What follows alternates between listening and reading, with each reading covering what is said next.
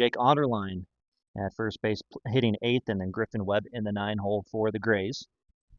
Take you around the horn for the Collegians defense after this pitch, as Lepe misses upstairs. Starting catcher here in Game 2 is Casey Ritchie, as he was in right field in Game 1. Brock Mulvaney back at first base. Playing second is Brett Baldwin. Shortstop is Taylor McMaster. Third base is Luke Alonso. And left field is Gavin Cardoza. Center fielder is Andrew Buckhold. And in right is Mac Dossie. Dossie very shallow right now in right field. He's incredibly shallow. So Lepe sets. Here's the pitch to Casari, and that is ball 4. Didn't miss by a whole lot. Like a smaller strike zone here to start. That batter the right fielder, number 44, Peter Torvicki.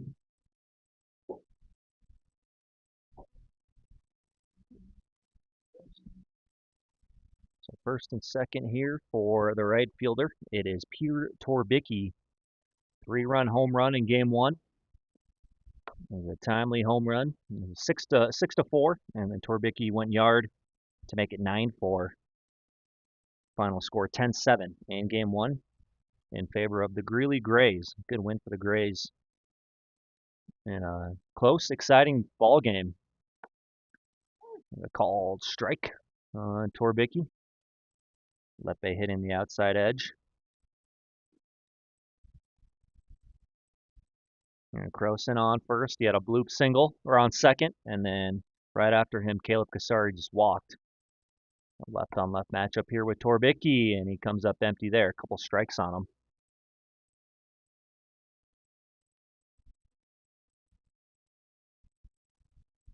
One ball, 2 strikes. On the right fielder, Torbicki was in center last game. Called strike 3. So Lepe gets the punch out, and there's one gone here in the top of the first. Now that was called. Looks like Torbicki kind of had a check swing, but it was a called strike 3. That batter the third baseman, number 8, Caleb Tejada. That brings up the third baseman. It is Caleb Tejada.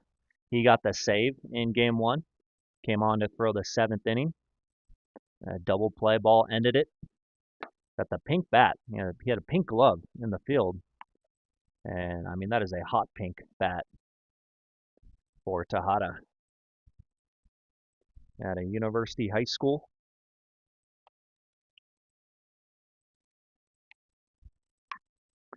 Bouncer up the middle. Baldwin at second. Backhands. Only play is first, and he makes it. Great play there by Brett Baldwin. Able to get Tejada over at first. Didn't have a chance to get Casari at second, and definitely not Croson at third, so he threw across his body and right on the money to Brock Mulvaney at first. So Tejada is retired. 2 outs. Now that is the left fielder, number 14, Scotty Thompson.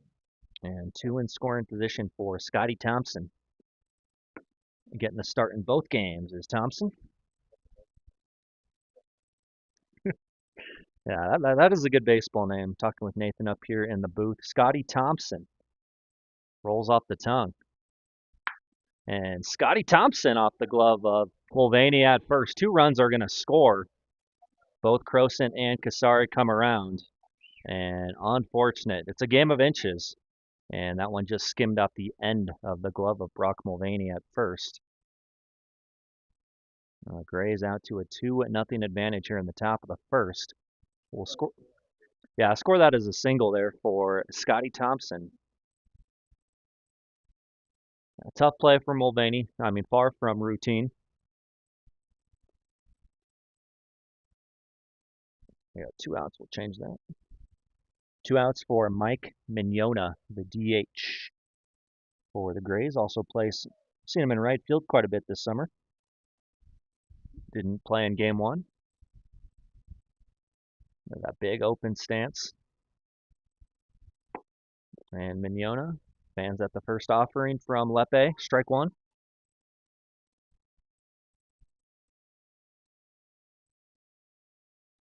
A 1 count. Runner on first with 2 down. 2 runs home in the first. And just a little up. Lepe didn't get the call there. It's 1 ball, 1 strike. Luis Lepe at Midland University. He's out of Wyoming. That's his home state, I should say. Mignota high in the air, shallow left field. Coming in and making a nice running catch there is Gavin Cardoza for the 3rd out.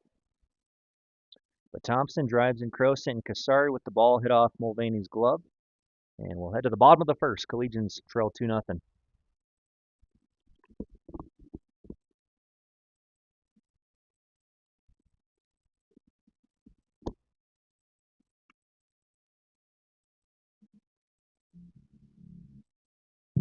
And for the Greeley Grays, top half of the 1st inning, 2 runs on 2 hits, no errors, 1 left on base. 2-0 our score. We go to the bottom half of 1 here at day 32.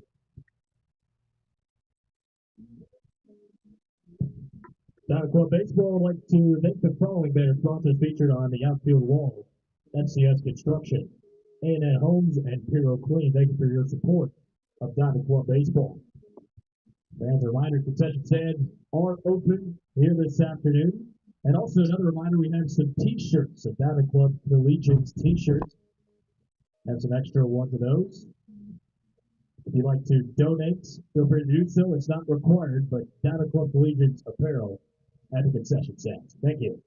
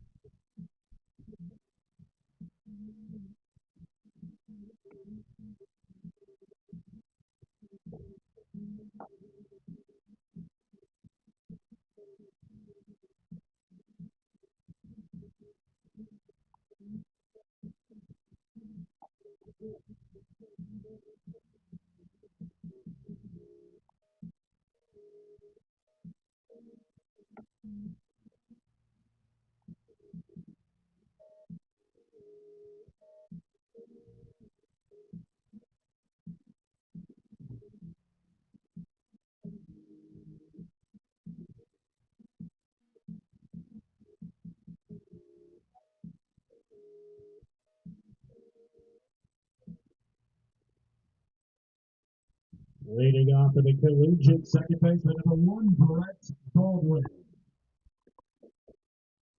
Bottom of the 1st inning. Thanks for watching today on the YouTube Front Range Baseball Network. And Brett Baldwin leads it off with a single to left. Had a great play at second base in the top half. And on the first pitch he sees from the lefty McCoy Lucero, he rips a single to left field. A couple lefties starting on the bump here in game 2. Of course, Luis Lepe for the Diamond Club Collegians. And McCoy Lucero, number 22, for the Greeley Grays, gets the ball. Now Lucero at 6'5", 210, he's listed at, is at Northeastern JC there in Sterling from Greeley. We'll face Taylor McMaster here in the 2-hole. Throw to first, and they got Baldwin in a rundown in between first and second. He's staying in it. That's Onderline, and I think Gray's got to get closer. You got to kind of run them back and then follow your throw. They were just playing catch back and forth with each other, and Baldwin gets back in safely to first, so lucky for him. Yeah, I think that's just practicing together with each other. Jake Onderline gets the start at first base here in game 2. I'll take you through the rest of the lineup and the defense in just a moment. First pitch to McMaster, and Lucero finds the outside corner for strike 1. So McMaster hits second. Casey Ritchie follows him in the 3-hole. Mac Dossie in the cleanup spot. Gavin Cardoza hits 5th. Brock Mulvaney in the 6th spot. Luke Alonso hits 7th. Brandon Hegedus hits 8th, and then Andrew Buckhold in the 9-hole. As there's 2 strikes. Shortstop number 22, Taylor McMaster. A couple strikes here on McMaster. No outs in the bottom of the 1st. Brett Baldwin over at first after he singled. Lucero's 0-2. McMaster in the air on the first base side. It's going to drift out of play. On the defense for the Grays, Brennan Taylor gets the start behind the plate here in Game 2. Mentioned Jake Onderline at first base. Griffin Webb is at second. Playing short is Cole Croson. Caleb Tejada over at third. Scotty Thompson in left as McMaster hits that one in the air to Caleb Kasari in center field for the first out. And then playing right is Peter Torbicki.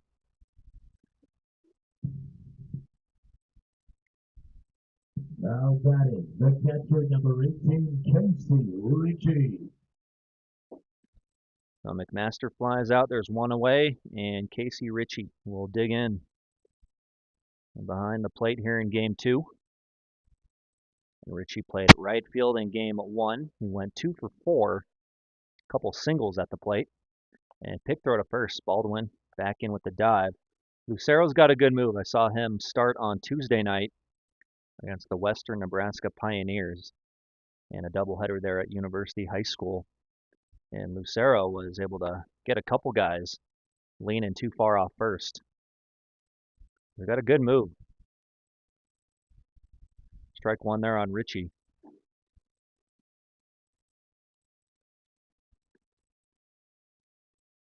Dossie, the right fielder, is on deck.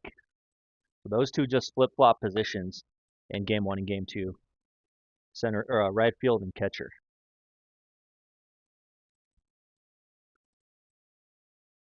A ball and a strike on Casey Ritchie.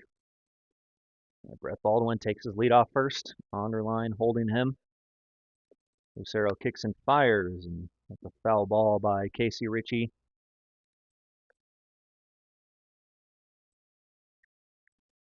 Yeah, 1 ball, 2 strikes.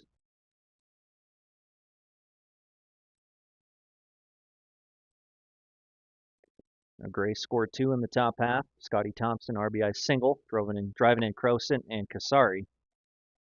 As Lucero misses up. Count even now, 2 balls, 2 strikes.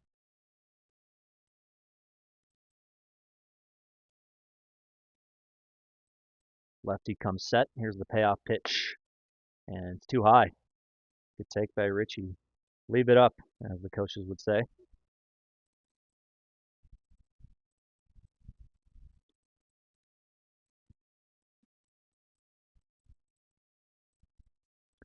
Couple looks at first. Lucero's 3-2. Swung on and missed. Oh, foul tip. That was not held on to by Taylor. So Ritchie, new life, stays alive. Looked like a foul tip into the mitt, but Taylor had to go in and out of his glove.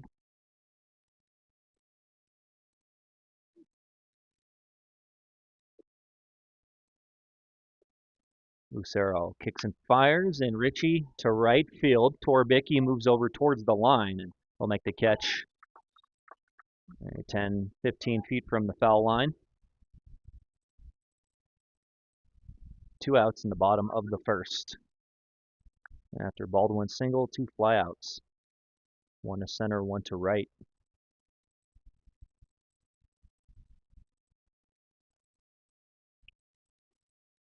So here's the right fielder, Mac Dossie.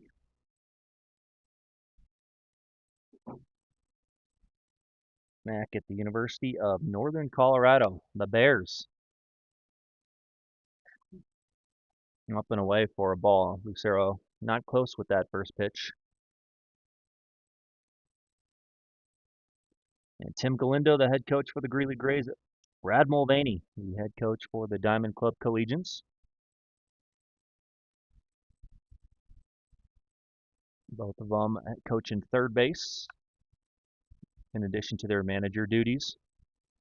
Dossie checked his swing there, fouled it off, and you could hear an audible, "Oh my gosh, didn't mean to do that."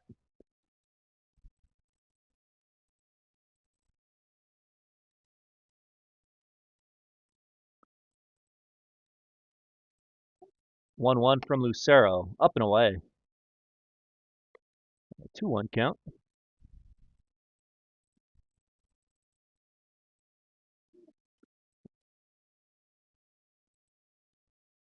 First 4 hitters are the exact same from Game 1.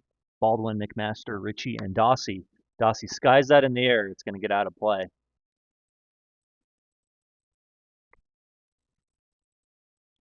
All even now. 2 balls, 2 strikes. And McCoy Lucero, he doesn't throw particularly hard from the left side, but pretty good command of his pitches. And being 6'5" too, really gets downhill on you. This is outside, 3-2. So off with the pitch will be Baldwin at first. Gonna make sure he goes home first. Onderline playing in front of him. There's the 3-2. Bounce towards third. All great pick over there by Tejada, and he's throwing time to get Dossie. Great play by Caleb Tejada at the hot corner. Makes the nice pick on the short hop and throws out Dossie. So Baldwin singles, and he's left stranded. We head to the second. Grays up 2-0.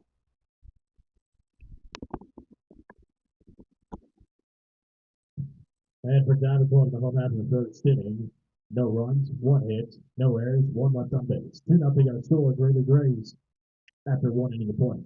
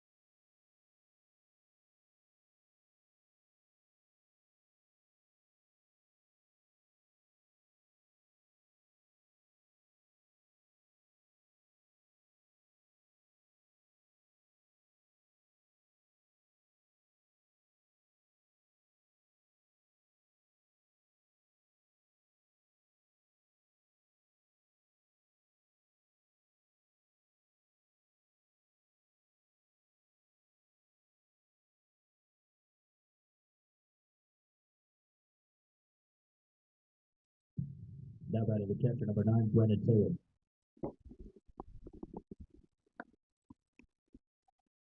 Top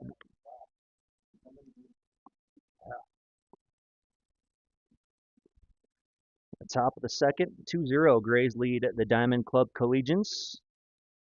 There's Brennan Taylor, the catcher, leading things off. 7-8-9 for the Grays. And Taylor hits that well to left center. Unable to get there is Buckhold as the catcher starts off the top of the second with a strong double to left center field. And Taylor not wasting any time to get things going.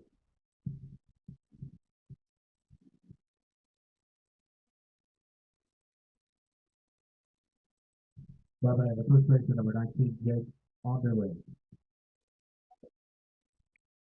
So here is the big first baseman, Jake Onderline, number 19. He did not play in the first game. Also a catcher. There's Onderline.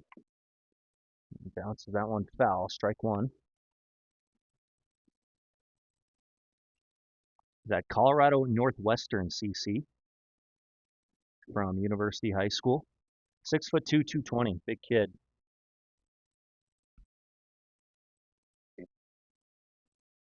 Strong kid. Lepe, long look at second. Oh, 1 pitch is in the dirt and gets away from Casey Ritchie trying to find it. As the courtesy runner Brogan Barr will move up to third.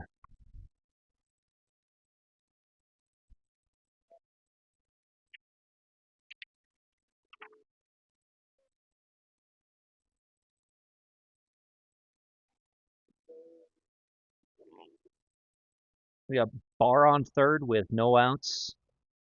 1-1 count on Onderline. Foul tips that one right into the mid of Richie. Strike two. The infield playing about halfway right now. Maybe McMaster at short. He's playing normal depth, but all the other infielders, including Baldwin, are a step or two up. It's a hard hit ball, and they can get Barr at the plate there. They will try to.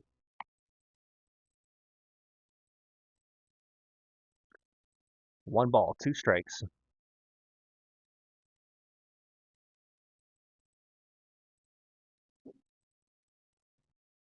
Pitch from Lepe is called ball two.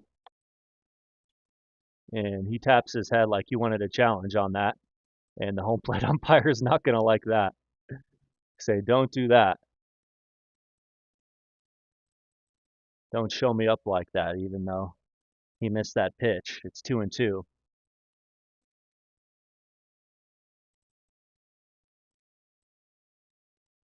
And underline deep drive to left, and this one is going to get out of here for a two-run home run. 4-0. Wow. So Lepe thought he had him struck out on the pitch prior. And the next offering, Jake Onderline hits it way out of here.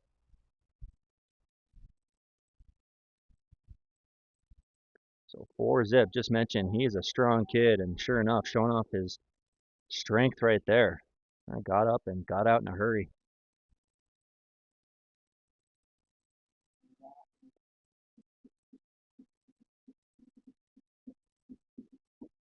Well, Grays have scored two in each inning now. Still no outs here in the second. Double by Taylor, home run by Onderline. Griffin Webb will hit. Get his first at bat of the day. He's the second baseman. At Hastings College in Nebraska. Hometown is Laramie, Wyoming.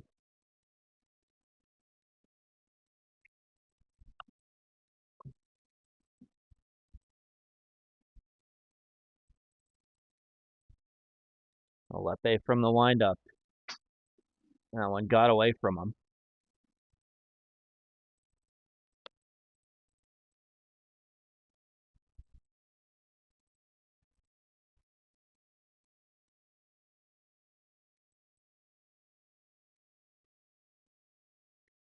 Next pitch, that one is high as well. Hit off the glove of Richie and got to the backstop.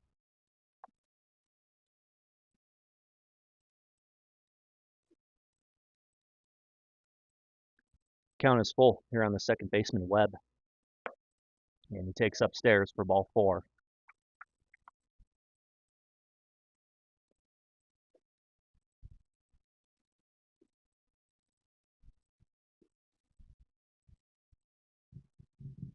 Now batting the shortstop, number one, Joel Brosette.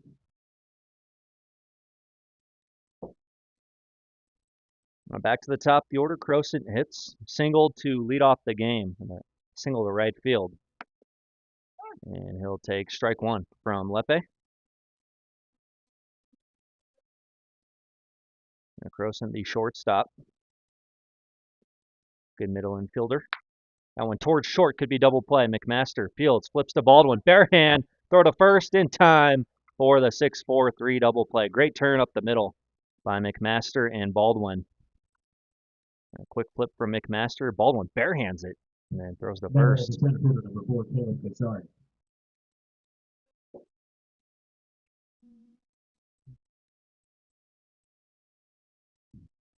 Two away. Here is Caleb Kassari, the center fielder. Walked his first time, and then he scored on the single by Thompson.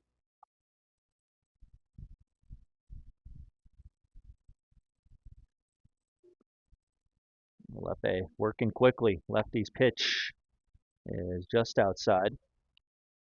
And I'd say definitely a smaller strike zone here in game two from the home plate umpire.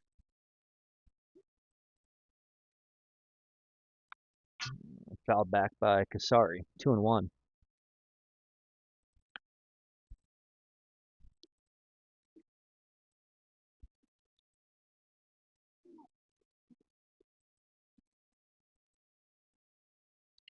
Base is empty, 2 outs, strike 2. Good pitch from Lepe, hitting the outside corner. It's a good spot. Southpaw, 2-2 offering. Wasted there by Kasari.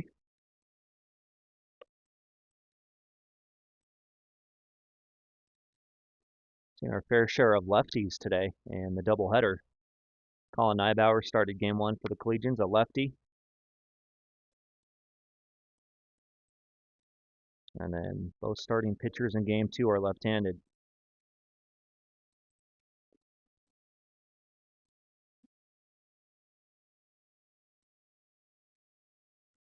Lepe gets a sign from Richie. Here's the pitch. Swing and a miss, strike 3. And the Grays are done here in the top of the second. Jake Onderline hits a 2-run bomb to increase the lead to 4-0. Middle of 2, Diamond Club coming to bat.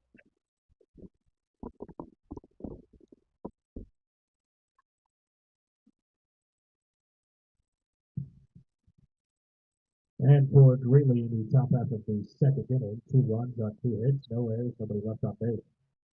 4-0 our score. We're through the middle of 2 here at Nate Greeley Field.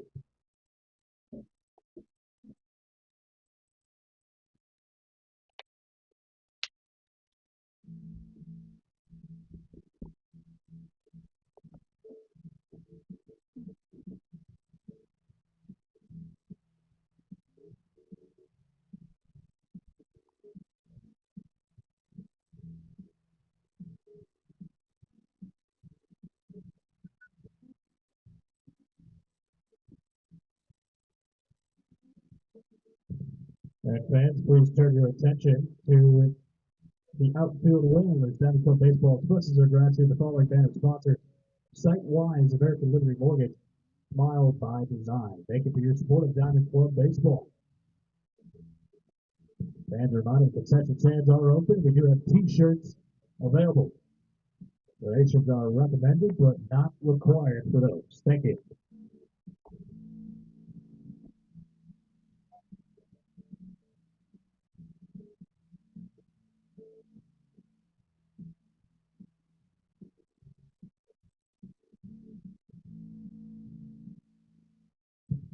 Leading off for the Collegians in the home half of the second inning.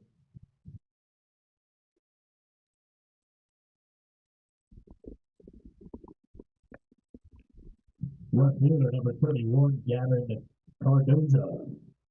All right, now in the bottom of the second. Thanks for watching today on YouTube. Alex Becker with you on our play-by-play. Gavin Cardoza leads things off for the Collegians, bounces it towards second, and routine play there for Griffin Webb. Throws out Cardoza for the first out.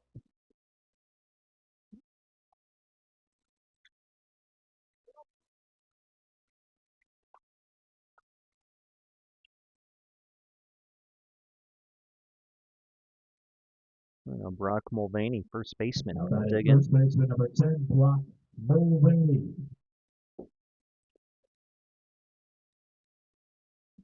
And Mulvaney getting the start at first base in both games. He'll take strike 1. Off-speed pitch there from Lucero.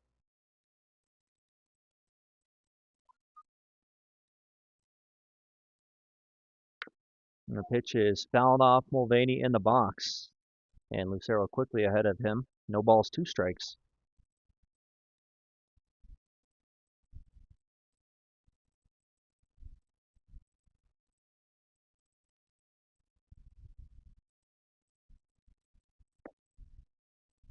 One and 2.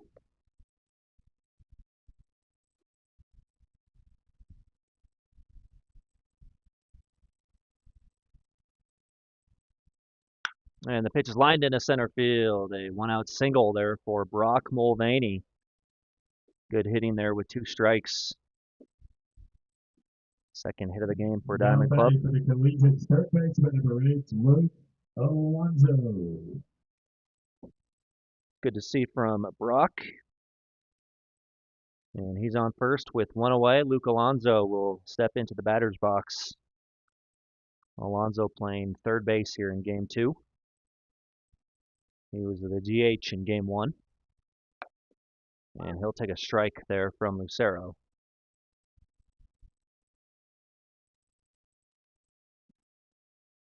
Lucero had retired 4 in a row before that single from Mulvaney. Low and in on Luke Alonso. 1 ball, 1 strike. Mulvaney not really a threat to run over at first. He's got a small lead. And Lucero misses badly. 2 balls, 1 strike.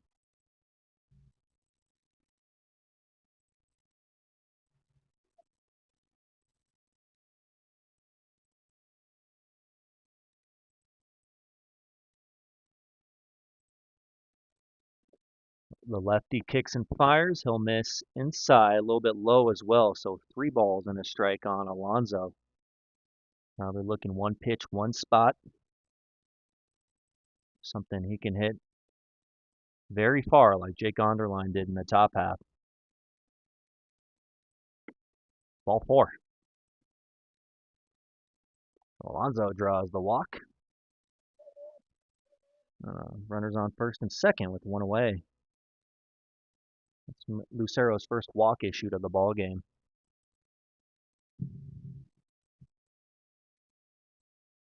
Now batting the Tuesday hitter number 9, Brandon Hegedus.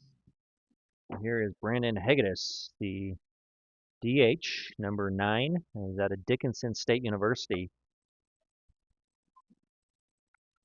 An awkward looking swing there for strike 1.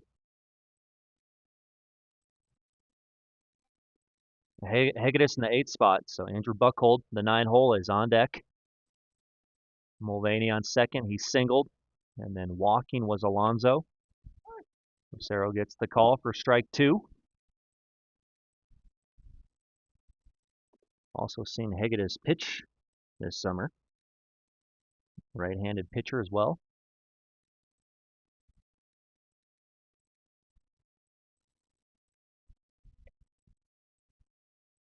Lucero's 0-2 pitch. Hegedus skies it to center field, fairly deep. Kasari going back, and he'll make the grab in pretty deep center field. So Hegedus showing off his strength. Ball went further than I thought. Didn't look like a real strong contact off the bat. Ball kept carrying in center, but Kasari still makes the play, and there's 2 out. Andrew Buckhold, Collegian center fielder, will hit.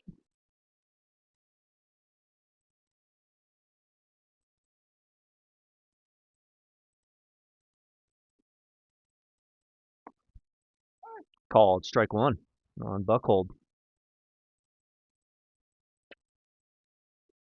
So 0-1. Buckhold trying to come up with a 2-out hit, maybe driving Mulvaney from second. Lucero kicks and fires, and he gets the call. That one looked a little off the plate.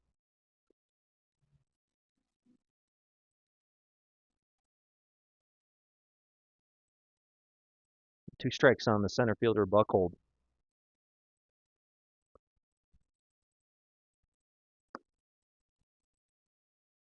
And that looked pretty good. That looked almost better than the pitch before.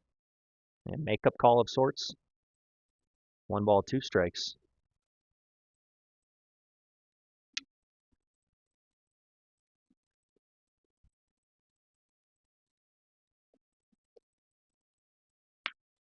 Buckhold to right center field, pretty shallow.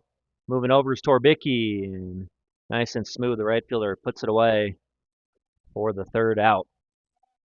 The 2 left stranded for Diamond Club, 1 hit in the inning. As we move on to the 3rd, 4-0. Grays lead the Collegians.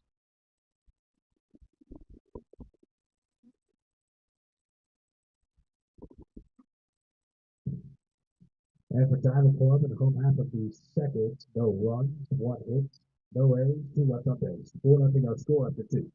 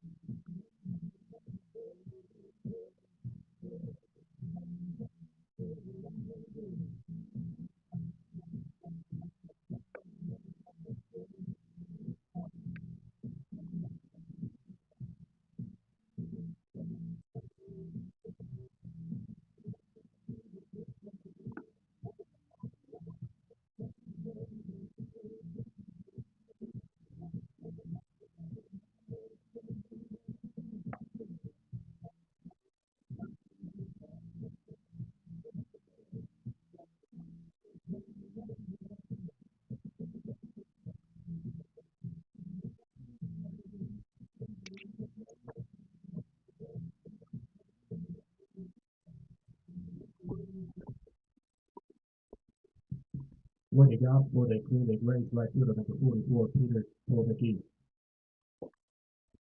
Welcome back here to Nate Journey Field at Ralston Valley High School in Arvada. 4-0 is our score. Top of the third, Luis Lepe to face heart of the order for the Grays, 3-4-5. Peter Torbicki, Caleb Tejada, and Scotty Thompson. As Torbicki puts a good swing on that one, fouls it back. Going 7 innings in this one as well, just like in game 1. Single games, we play 9. Double headers, 7 innings is the protocol. 10-7, the Greeley Grays winning in game number 1. Jumped out to a 4-0 advantage here in game 2. Torbicki, backwards K his first time, was caught looking. And Lepe hits his spot. 2-2, I believe.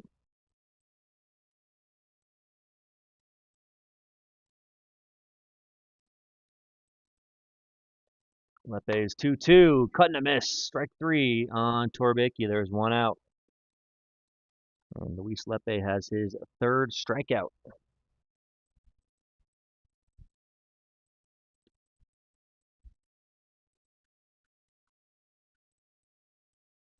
Now back to the third baseman, number 8, Caleb Tejada. Brings to the plate Caleb Tejada, third baseman for the Grays, and he'll take strike 1. Tejada ground ball to Brett Baldwin at second his first time. Lepe misses off the plate. 1-1 count. Lepe has struck out the last 2 hitters. He got Kasari swinging to end the second. Torbicki swinging to start the third. That's high on Tejada. A 2-1 count.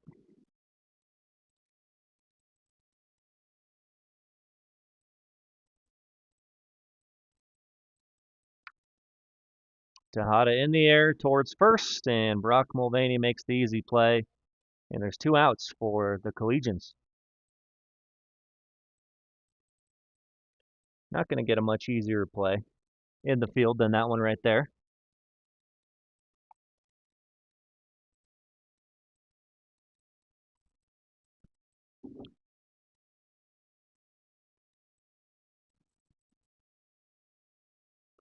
Two outs. Scotty Thompson will hit. 2-run single his first time. Drove in Croson and Kasari. Now back to left fielder number 14, Scott Thompson. Nicked off the end of the glove of Brock Mulvaney at first and snuck into right field.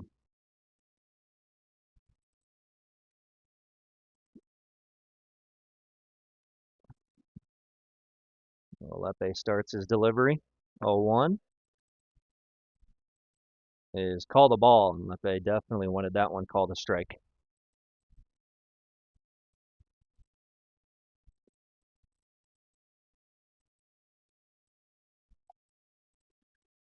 One is in there for strike 2. Got the call right at the knees. 2 strikes here on Thompson, the left fielder. Grays have scored 2 in each inning so far. 2 in the first frame, 2 in the second. Onderline with the 2-run homer in the top of the second.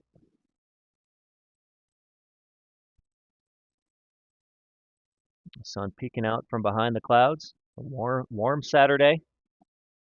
Here in the dog days of summer, July 19th.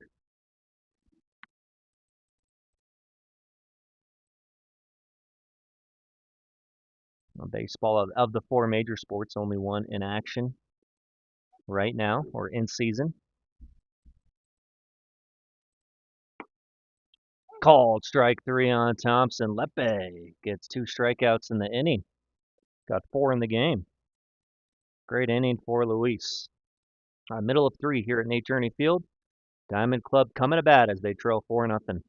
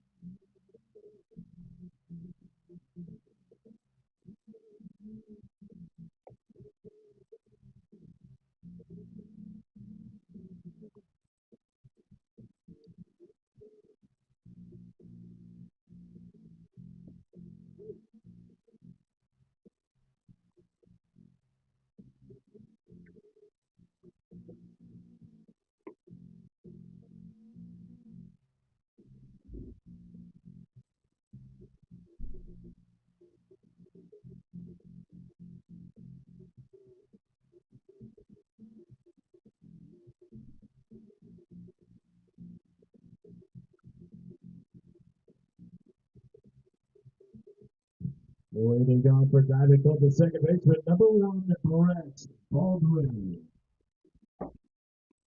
Bottom of the third in the game 2 of the doubleheader. Grays won the opener 10-7. Brett Baldwin leads it off here in the third. That one off the end of the bat to shallow left. It's going to fall in front of the left fielder Thompson for a base hit. Oh, Brett Baldwin now 2 for 2, couple singles for him in game 2.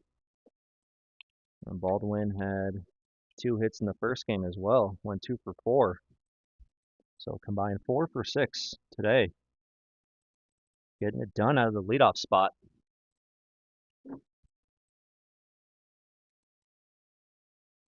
Shortstop Taylor McMaster digs in. McMaster to right field on the first pitch. Easy play out there in right for Torbicki. 1 out.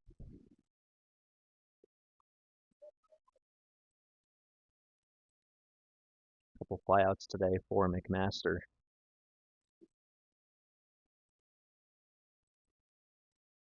All right, Casey Ritchie will hit. Number 18. That one low and in. Ritchie turned away from it, and Baldwin will head to second. There he is for Ritchie. Baldwin's got good speed. Base hit might score him.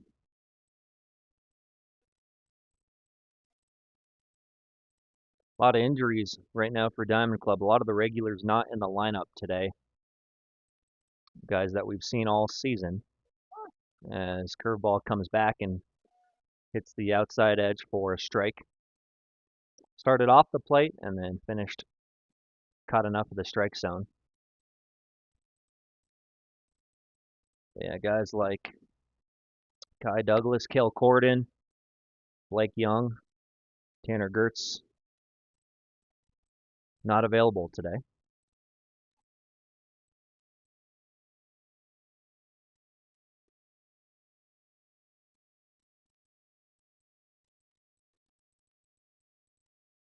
McCoy Lucero's pitch is fouled off by Ritchie on the first base side. Got 2 on him now.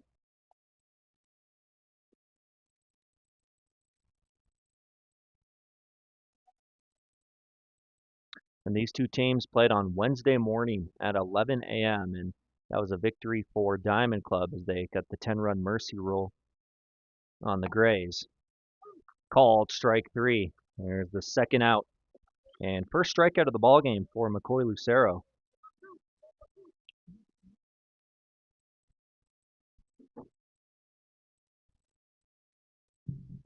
Now batting the right fielder, number 4, Matt Dossie.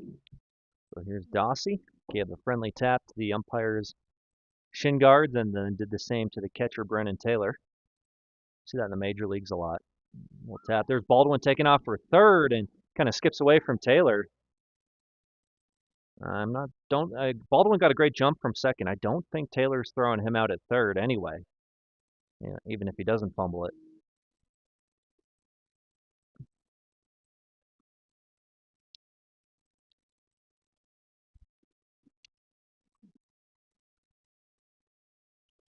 Oh, Brett Baldwin 90 feet away with 2 outs.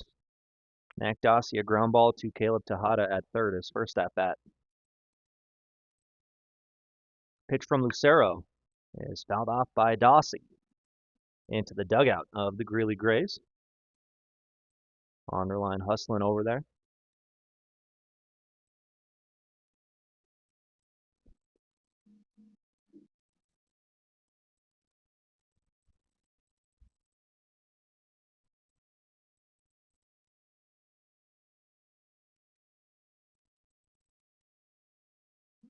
Lucero's pitch is hit hard past the diving shortstop, Croson. So in scores Brett Baldwin. He comes down from third. Mac Dossie RBI single makes it 4-1. Nice solid contact from the right fielder. Now batting left fielder, number 31, Gavin Cardoza. That gets the Collegians on the scoreboard.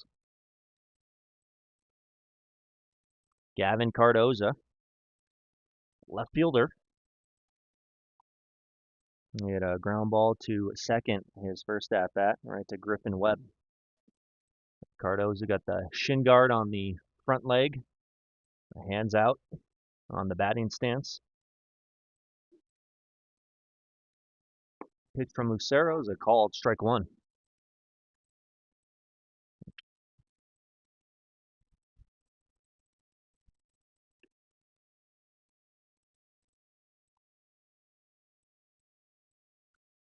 Lucero will throw to first and Dossie back in. It's a good move. It looks like you can't tell whether he's going to pick over to first or come home with it until late. You can't get too far off. Breaking pitch is called a ball. Looked pretty good. 1-1 on Cardozo.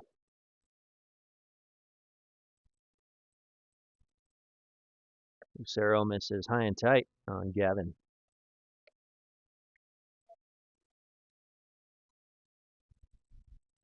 At a Fruita Monument High School is Gavin, and way out there on the western slope. He'll be going into his senior year next year of high school. Cardozo hard on the ground to second. Knocking it down there was Webb, and then he's able to throw out Cardozo at first for out number 3. So Cardozo hit it hard, but right at Griffin Webb once again. Collegians get 1 on the single from Dossie, scoring Baldwin. We'll go to the 4th. 4-1, Grays lead the Collegians.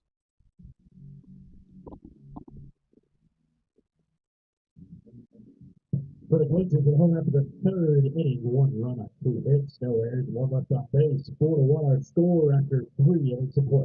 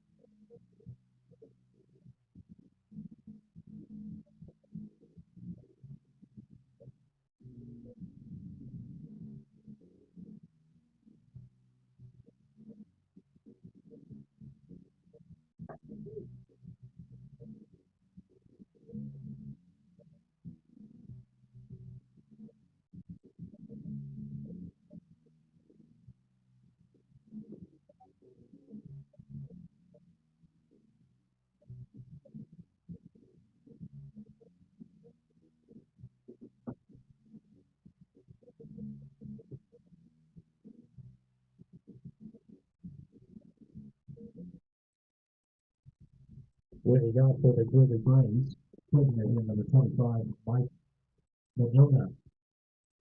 All right, we're back here for the top of the 4th. Alex Becker with you on our play-by-play call. Luis Lepe had a great third inning, and now he'll face Mike Mignona, the DH for the Grays. 6, 7, 8 in the order. Mignona, Brennan Taylor, and Jake Onderline.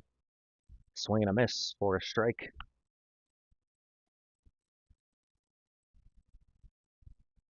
Mignona, a fly ball to Cardozo in left field in his first plate appearance. Lepe will miss just off the inside corner.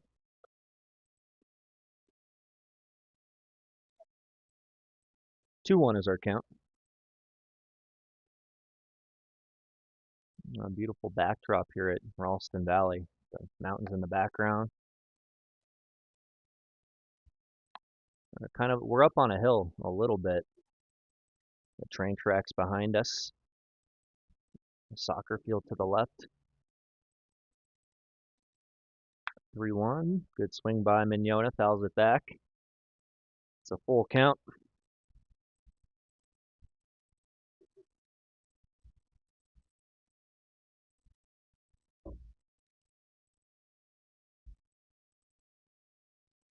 Lepe's delivery, he misses well upstairs, and that is ball 4.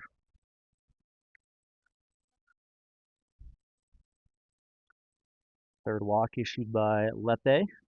Mignona on base for the first time. Now batting the catcher, number 9, Brendan Taylor.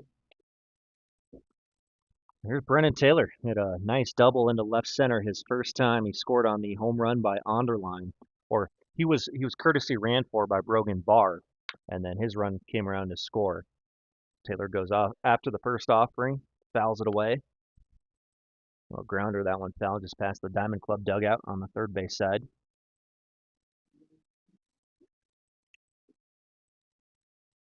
Oh, 1.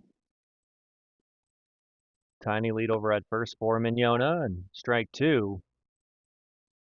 Lepe gets the call there on a well-placed fastball.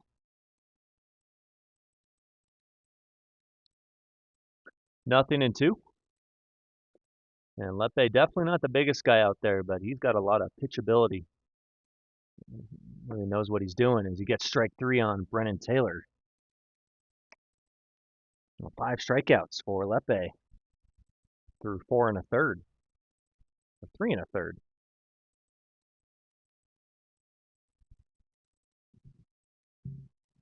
Now batting the first baseman, number 19, Jake Onderling.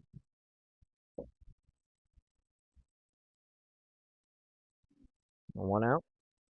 First baseman Jake Onderline, who had a long 2-run home run in his first at bat. We'll take high from Lepe, ball 1.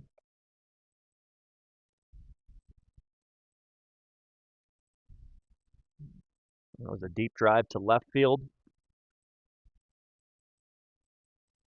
The 1-strike pitch is in there. That was 1-0, so now 1-1 count on Jake. Mulvaney holding Mignona at first. He was barely off the bag. Pitch from Lepe, up and in on Onderline. Look out. Some chin music.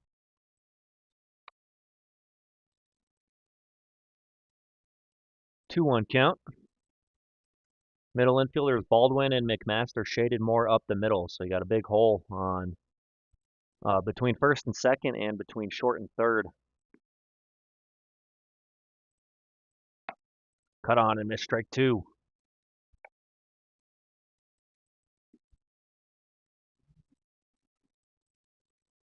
That payoff pitch coming up.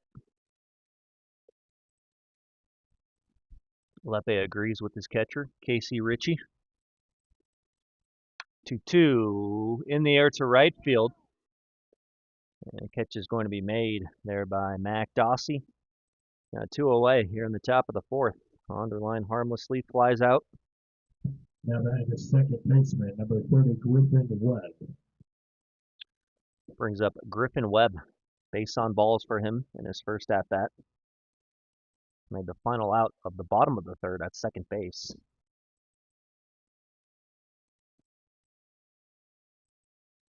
Lepe misses high and away. Ball 1.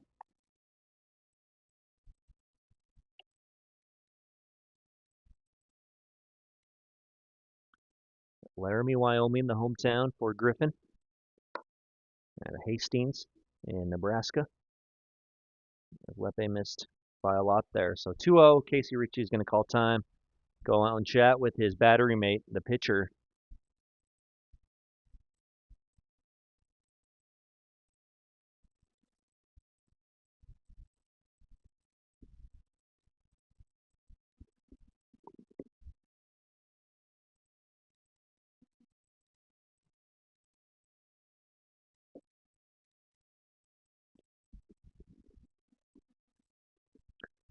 Two 0 on Webb. Lepe's pitch. Similar location there. 3-0. Trying to get it together here. And he's had a couple stretches in this game where he's looked really strong. Retired 5 in a row at one point. 3-0 to Webb is a called strike. So 31, still a hitter's count. Mignona led off the inning with the walk. He's still there with 2 outs. 3-1 pitch. Swing and a miss. Strike 2. Full count on Griffin Webb. Mike Mignona will be off with the pitch over at first.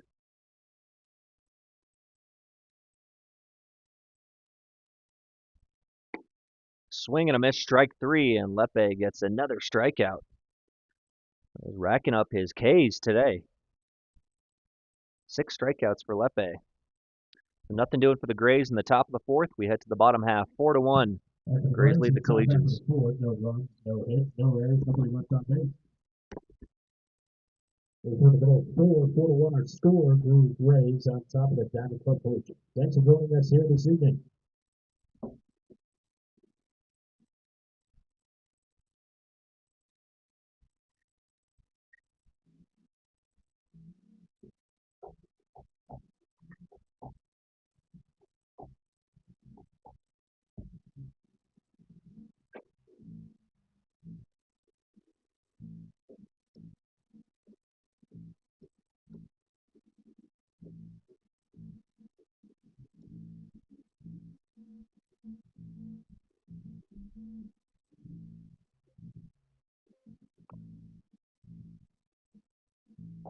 And we'd like to remind you, Diamond Club Baseball makes the following band sponsors featured on the outfield wall.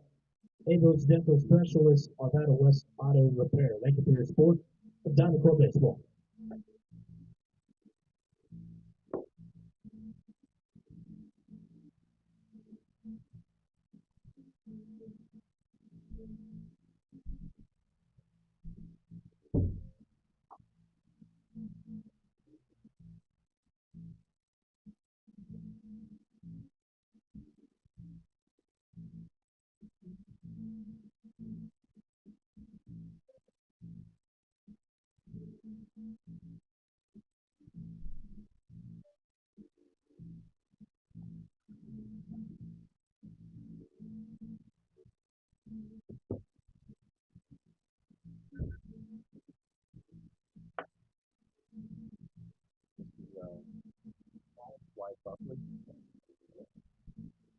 And ladies and gentlemen, new pitcher for the Greeley Grays, now pitching number 15, Wyatt Buckley.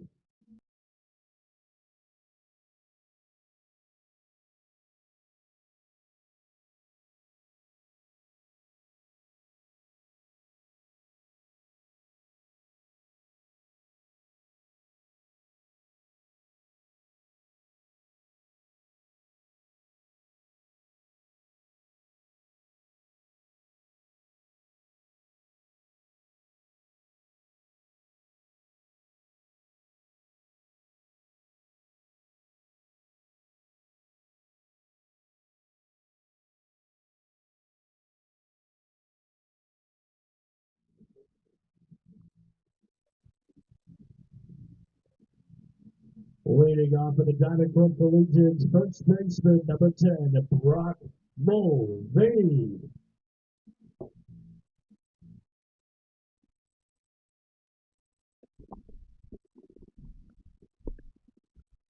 Welcome back to Nate Journey Field, bottom of the 4th inning. Wyatt Buckley is the new pitcher for the Greeley Grays. Big right-hander, also a catcher. Saw him catch on Tuesday against the Western Nebraska Pioneers. So he'll face Brock Mulvaney to start the 4th. Brock a single up the middle his last time. And bounces that foul. Buckley, he's got good velo. He throws hard. Just a matter of can he command his stuff. Definitely he's got the velocity on the mound. That is high for a ball. 1-2 on Mulvaney.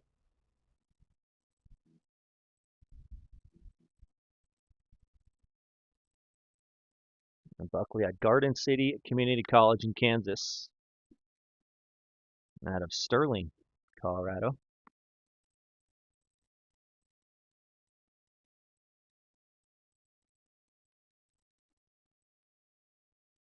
Still 1-2 on Mulvaney after he got a piece, stayed alive.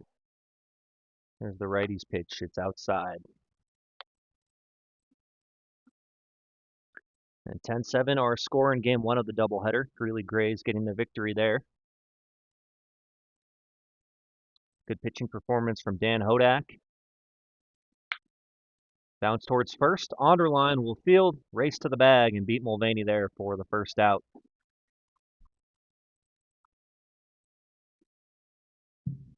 Now batting for time from the third baseman, number 8, Luke Alonso. Third baseman Luke Alonso will be the new batter. Luke a walk in his first at bat.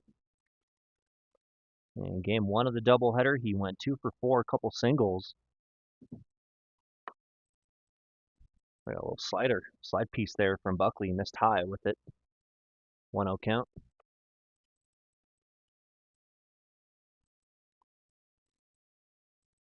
Buckley's pitch grounded back up the middle and into center field. Buckhold with the Alonso with the 1-out single. And he's on both times here in game 2. Now batting, a nice day. Hitter number 9, Brandon Hegedus.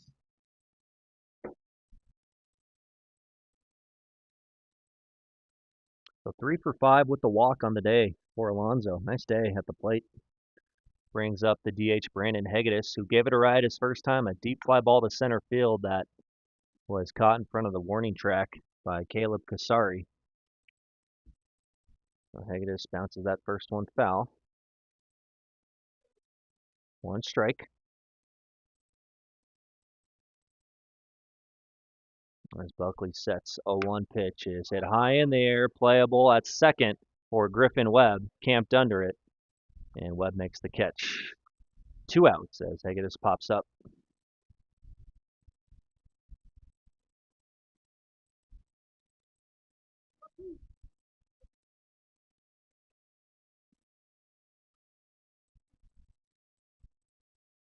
Now batting at center fielder number 3, Andrew Buckhold. Center fielder Andrew Buckhold hits with 2 away, and Alonso on first. Pretty well hit to left, going back a couple steps and then making the catch is Scotty Thompson for the 3rd out. So good inning there for Wyatt Buckley in relief. Just the 1 hit allowed by Alonso, and he's left stranded. 5th inning coming up, 4-1, Grays lead at Diamond Club.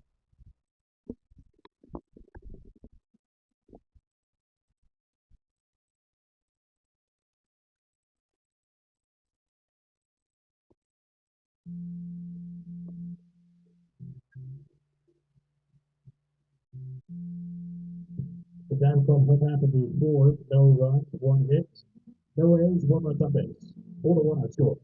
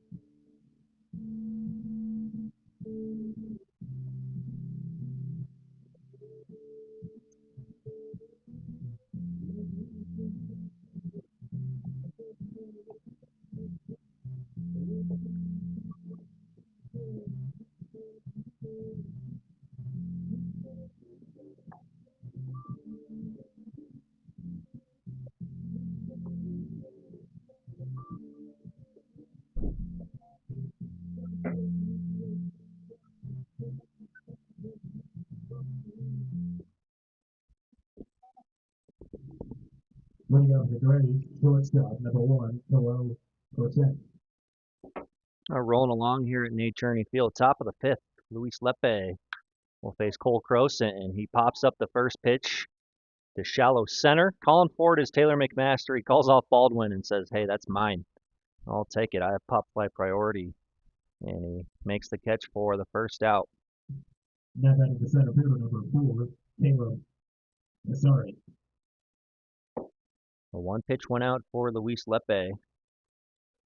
In the top of the 5th, he'll face Caleb Kasari. Kasari will take a strike playing center field in game 2. He's got a walk and a strikeout in this one. Lepe misses high and tight. 1 ball, 1 strike.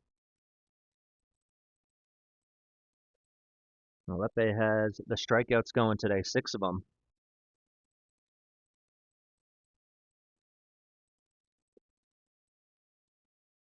One one to Kasari is lined to right field out of the reach of Baldwin.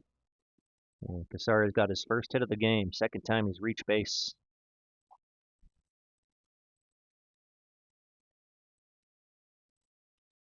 Now that is the right fielder, number 44, Peter Torbicki. A 1-on, 1-out, Torbicki at the plate, and Lepe has had his number so far today. Punched him out twice. First one looking, second one swinging. Lepe misses a hair off the plate outside. 1-0 on the right fielder, Peter Torbicki. Good ball player. Torbicki, a long 3-run home run in game 1 to right field.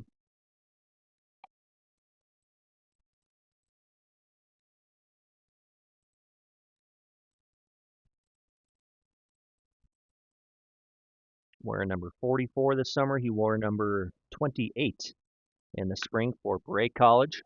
That's to pretty deep left center field, and this is going to short hop the outfield fence. Kasari will get the green light. He's coming to the plate. McMaster's throw, not handled there by Ritchie. And a run scoring at triple there for Peter Torbicki to the left center field gap. A little bit of a collision at the plate between Ritchie and Kasari. I think Ritchie was trying to say Kasari went out of his way to make contact. Now that is the first baseman, number 8, Caleb Tejada. That was a throw to the plate by McMaster. If Ritchie's able to handle it and put the tag on, Kasari would have been out at the plate. But man, Pete Torbicki atones for his 2 strikeouts in his first 2 at-bats with that big triple. 5-1 is our score. Now 1 out and runner on third. Infield comes in for Diamond Club. Tejada cuts and miss. Cut and a miss there for the first strike.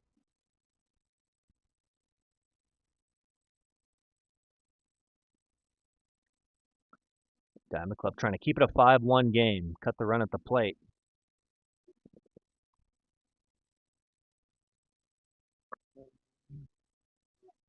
Two balls and a strike on the third baseman, Caleb Tejada, who's 0 for 2. Ground out and a pop out. Fouled away on the first base side. All even now, 2 balls, 2 strikes. Outfield's pretty straight away. Dossey's been shallow in right field the entire game. And then normal depth in center with Buckhold, and in left with Cardoza. Swing and a miss, strike 3. Luis Lepe with his 7th strikeout of the game. As Tejada goes down, hacking. 2 outs, infield can back up and just worry about the out at first.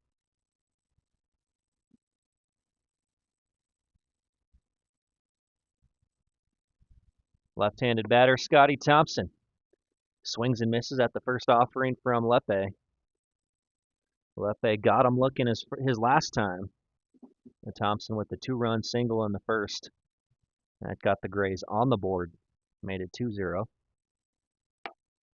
Fastball's high. And Torbicki's on 30. He had a 1-out triple.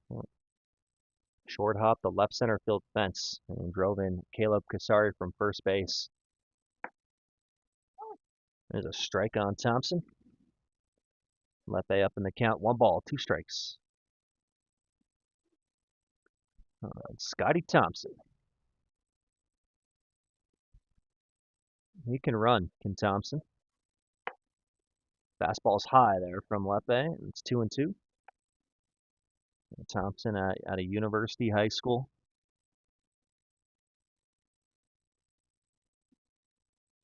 Missouri S&T, where he's playing at right now.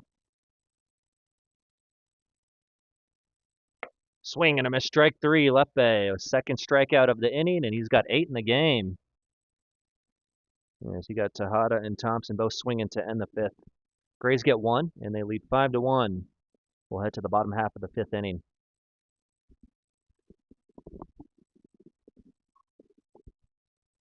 And for the Grays in the top half of the fifth, 1 run, 2 hits, no errors, 1 left on base. 5-1 our score. We go to the bottom half of the fifth.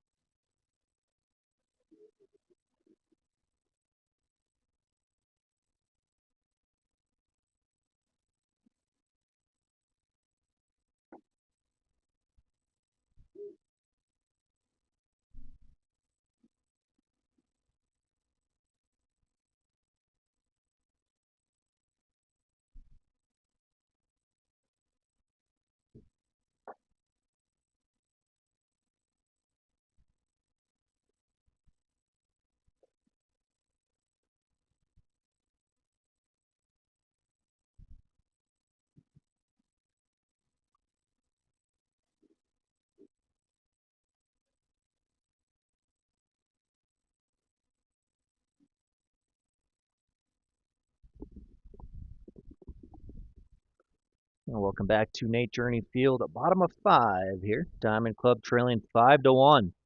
Second inning for Wyatt Buckley on the mound. Had a nice fourth inning, just allowed the single to Alonso, left him stranded. Top the order, Brett Baldwin. How about Brett's day? 2 for 2 in game 2. 2 hits in the first game, so 4 for 6 on the afternoon for the rising senior.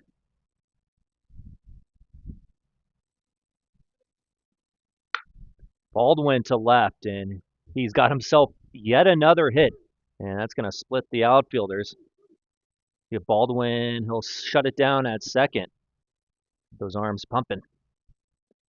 Well, Baldwin now 3 for 3. 5 for 7 on the day. Kid's got a bright future ahead of him. And I mean, he's still got a lot of room to fill out strength-wise. Still a skinny high schooler. And get him in the weight room, and he'll be dangerous. Right here at Ralston Valley, Brett Baldwin.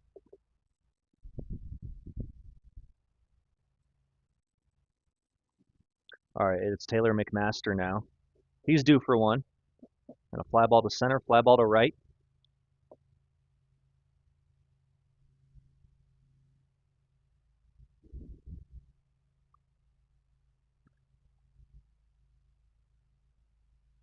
And Garden City CC for Wyatt Buckley, the pitcher.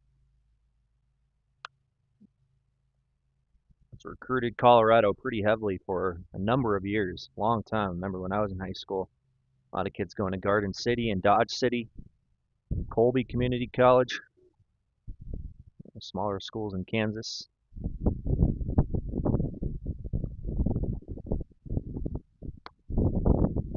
And that is just down.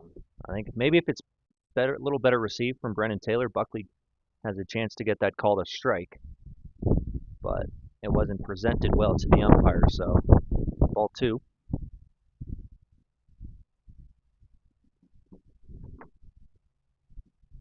Wind picking up a little bit. McMaster in the air to right field. Torbicki moves to the baseball, makes the catch. Baldwin's going to bluff a tag. Started to go and then shuts it down. Well, 3 flyouts here in game 2 for Taylor McMaster. Now batting the catcher, number 18, Casey Ritchie.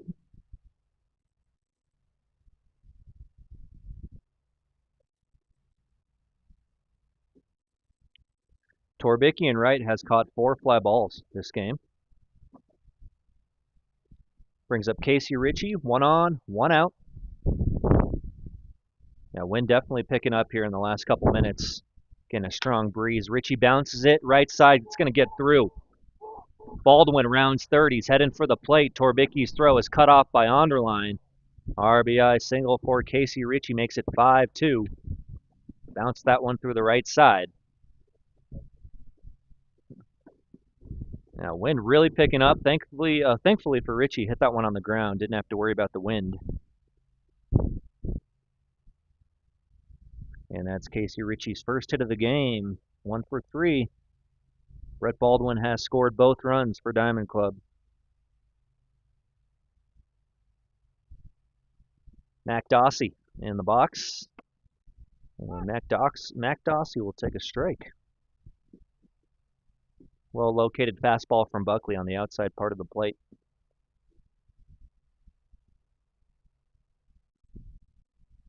Just the fly out from McMaster this inning, only out.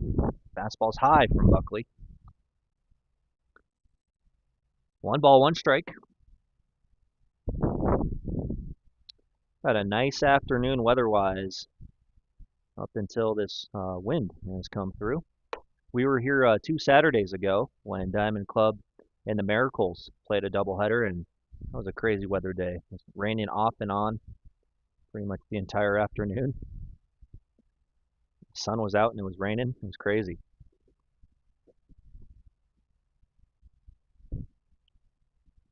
Buckley's pitch to Dossie. Good breaking ball is a called strike too. That's a sharp hook there from Wyatt Buckley. Kind of locked up Dossie a bit.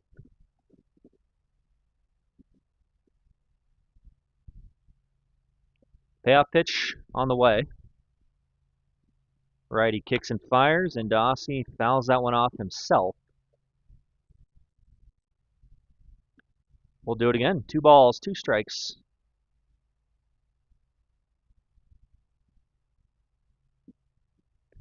Casey Ritchie, the runner on first after he just drove in Brett Baldwin. Pitch from Buckley's in the dirt, gets away, and Brennan Taylor, ouch. That one, he got that one flush on the arm. Goes to retrieve it, and he's probably going to need an extra second or two. That sounded not good. He's flexing his hand right now, and you can see it.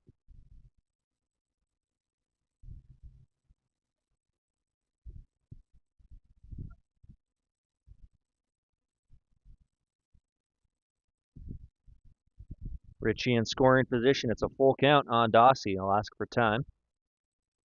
Step out momentarily. Get right back in the box.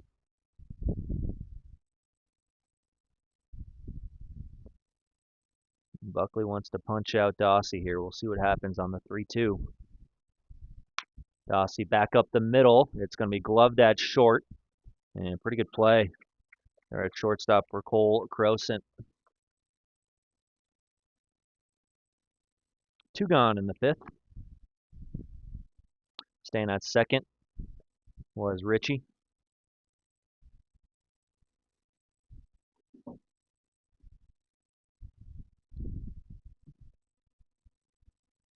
Now batting left fielder, number 31, Gavin Cardoza. Now Gavin Cardoza, a couple ground balls to Griffin Webb at second base today. Last one he hit hard. There's a 2-hopper right at Webb. But Cardoza's got a good swing, can really generate a lot of power. Looks like a good hitter. 1-0 count.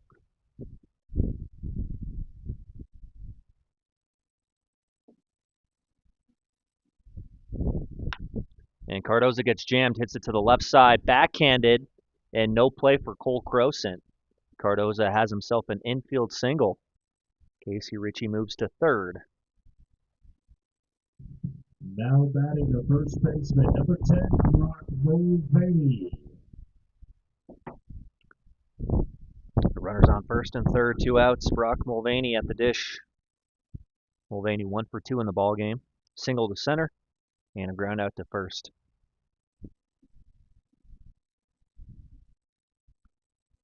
Buckley checks the runners. His first pitch to Mulvaney is a called strike on the outside corner. Taking second base is Cardoza. No throw attempt by Taylor. So there they are for Mulvaney. Chance to drive in a couple. 5-2 is the score. 2 outs here in the bottom of the fifth. 0-1, hit on the ground to Griffin Webb. Webb fields, and he'll throw out Mulvaney at first. So that does it for the Collegians. They score 1 and now trail 5-2. Top of the sixth, coming right up here from Nate Journey Field at Ralston Valley High School. Home after the fifth inning, 1 run on 2 hits, no errors, 1 left on base. 5-2 our score after 5.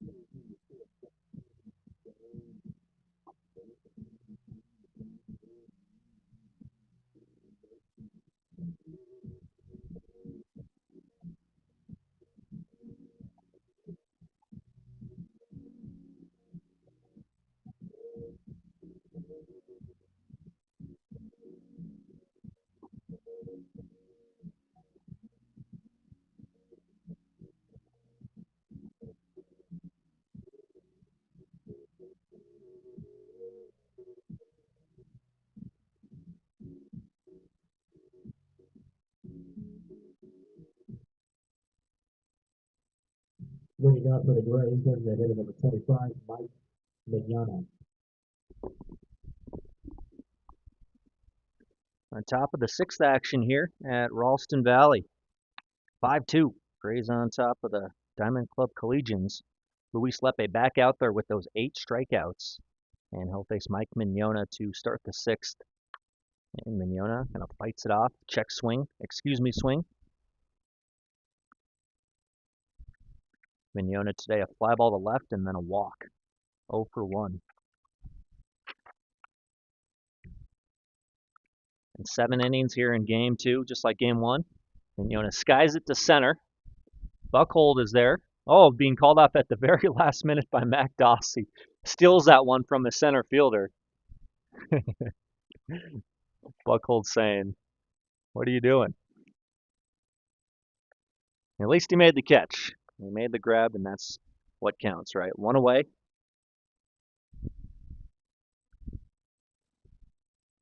Now batting the catcher, number 9, Brendan Taylor. That brings up Brennan Taylor, Gray's catcher. And Taylor hits that one to deep left field. Cardoza going back. He's at the track in front of the wall, and he makes the catch. Ball kind of died down. I wonder if the wind knocked that down. It looked pretty good off the bat, like it was going to get out of here. But Cardoza stopped, I think, just in front of the track. Now batting the first baseman, number 19, Jake Onderlin. So 2 quick outs on a couple fly balls. One to right, one to left, and Jake Onderline will hit first baseman for the Grays. 2-run home run and then a fly ball to right last time. And he'll take strike 1 from Luis Lepe.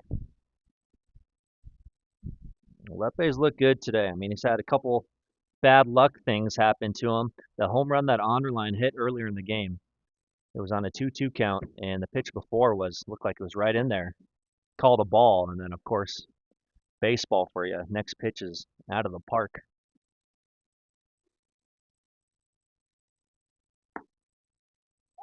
Called strike on Onderline right on the outside corner. Lepe loves that call.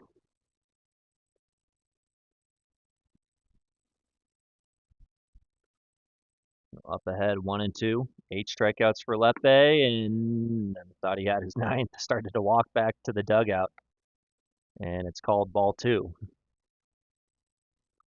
See if Onderline, just like in his first at bat, makes him pay now.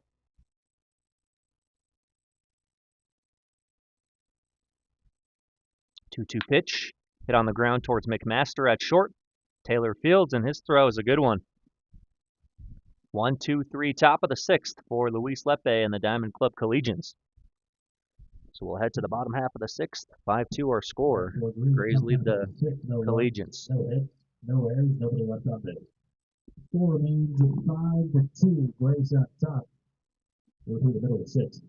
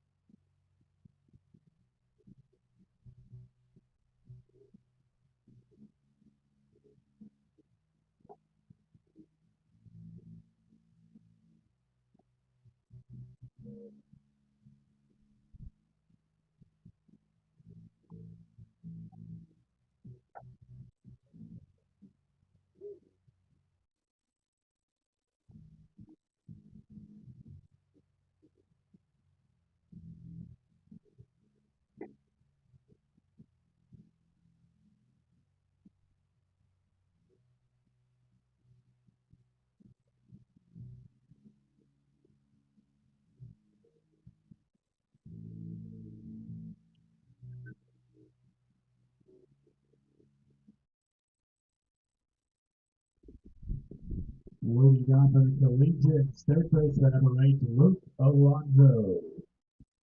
Bottom 6, it's rally time for Diamond Club as they trail 5-2. Got 1 run last inning in the 5th. And Brett Baldwin doubled, and then he was singled home by Casey Ritchie to make it 5-2. Bottom of the order due up for Diamond Club, 7-8-9.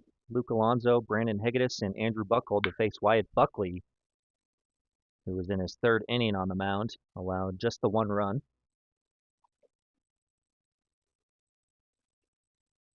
That was hard on the ground and foul off the bat of Alonso. Buckley kicks and fires, and this is in the air, foul on the first base side. A couple strikes now on Alonso.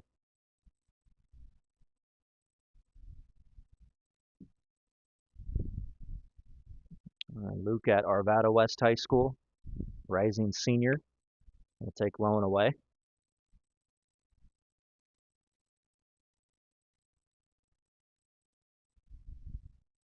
Uncommitted is Alonso. 1 ball, 2 strikes. Buckley sets. There's the offering. Off-speed pitch is lined towards third, but right at Caleb Tejada. Alonso stayed back on it. And his line drive right at the third baseman. Now batting the designated hitter number 9, Brandon Hegedus. The first time Alonso's been retired this game. He had a walk and then a single.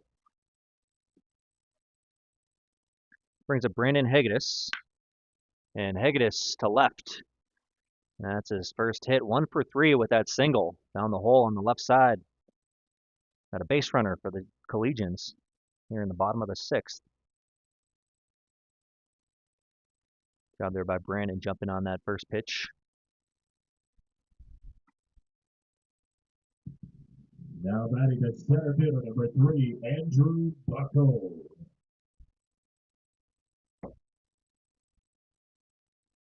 9-hole hitter Andrew Buckhold, center fielder. And a fly ball to Torbicki in right, and then a fly ball to Thompson in left. A little bit behind the fastball there from Buckley, strike 1.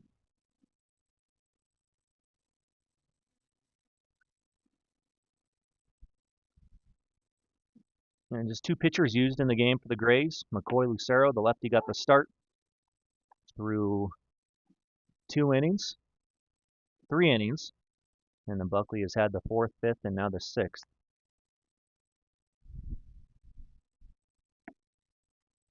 Called strike 3. So Buckhold will head back to the dugout. There's 2 down.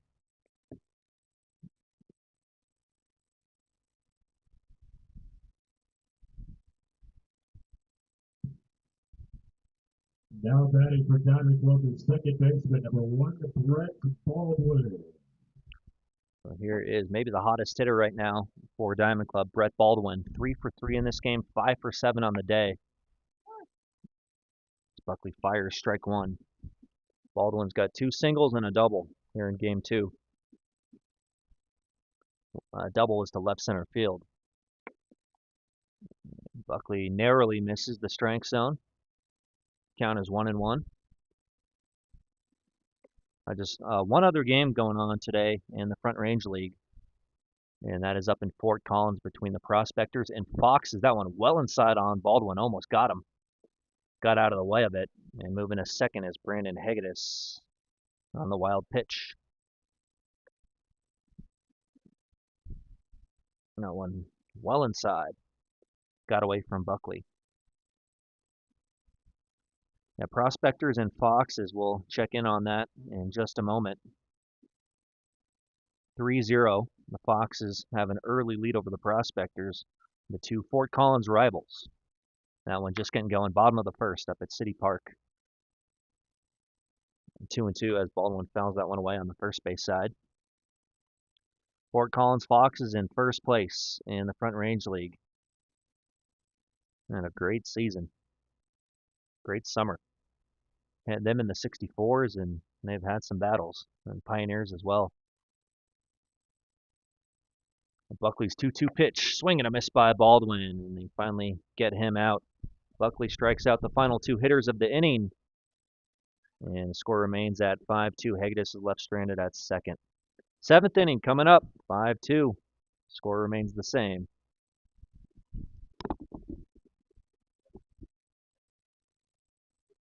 And for the Collegians, in the home half of the 6th, no runs, 1 hit, no errors, 1 left on base.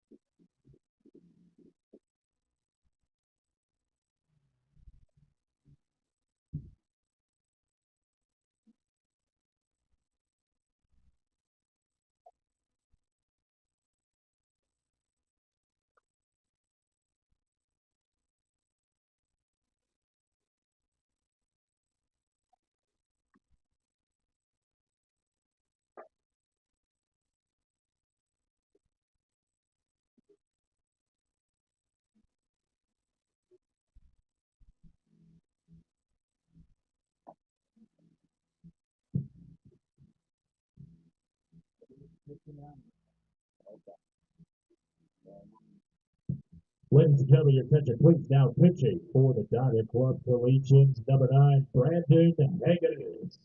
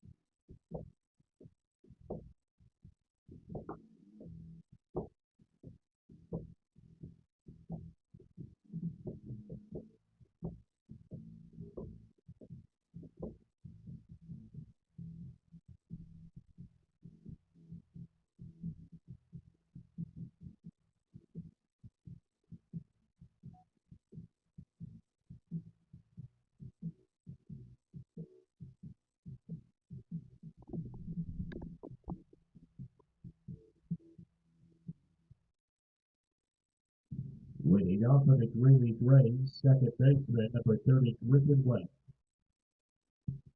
Welcome back, everyone. Top of the seventh here at Nate Journey Field. Brandon Hegedus takes over on the mound for Diamond Club as Luis Lepe will go 6 innings, strike out 8, and a good performance overall there for Luis. Thought he was good when he really had to be. So Brandon Hegedus gets the 7th inning. So he'll face the 9-hole Griffin Webb to start. Webb today a walk and a strikeout his last time. Hegedus working from the stretch.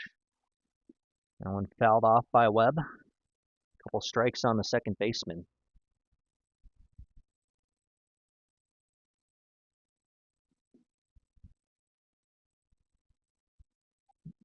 Hegedus, a strong kid, hard thrower, and he gets the strikeout of Webb. Great 2-strike pitch, right where he wanted that one. So Webb goes down fishing, and there's one gone here in the top of the 7th.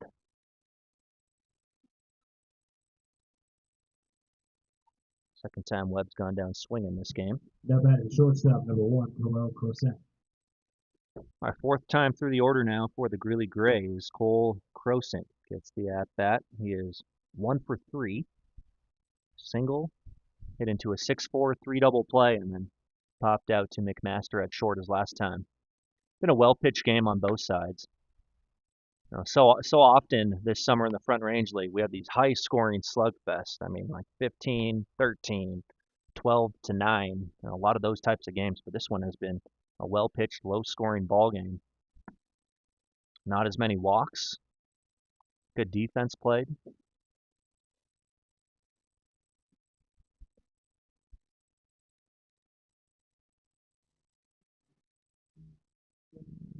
Hegedus bounces that one up there, and that is a 4-pitch walk to Cole Crosett. A shortstop on for the 2nd time this game. A 1 on, 1 out. Now batting the center fielder, number 4, Caleb Casari. Caleb Casari takes his spot in the box. He singled his last time, and then he came around to score on the triple from Peter Torbicki.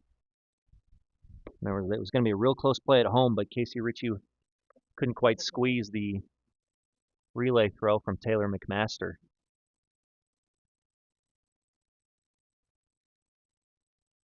Hegedus looking for a ground ball.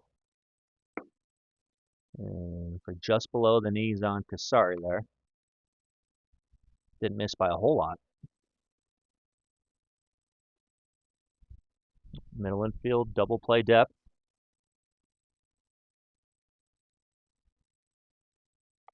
Now outfield straight away. Dossie, as he's been all game, is very shallow in right field. Hasn't hurt him though. He's trying to take away those blue pits. I don't think I can recall a ball hit over his head though.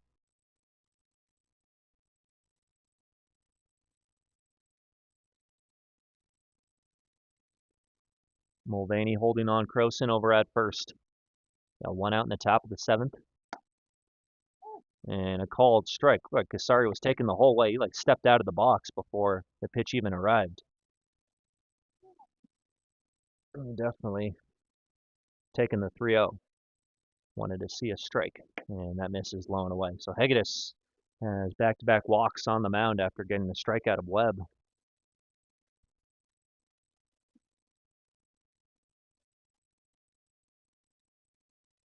Now batting right fielder, number 44, Peter Torbicki. A couple on for a dangerous hitter, the 3-hole, Peter Torbicki. Strikeouts on his first 2 at-bats, and then a big run-scoring triple his last time to deep left center. And Torbicki takes strike 1. Good pitch there from Hegedus.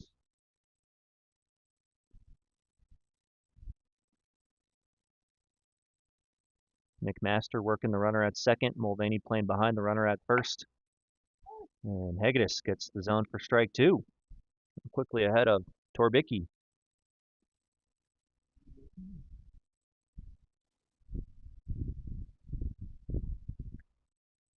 Hegedus winds and fires. That is down. Ball 1.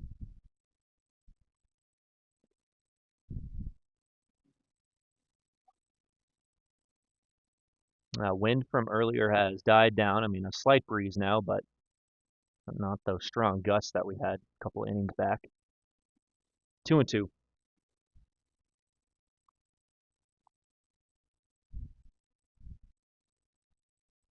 Second game of a doubleheader. Gray's trying to sweep a doubleheader in Diamond Club, looking to get out of this inning unscathed and rally in the bottom half.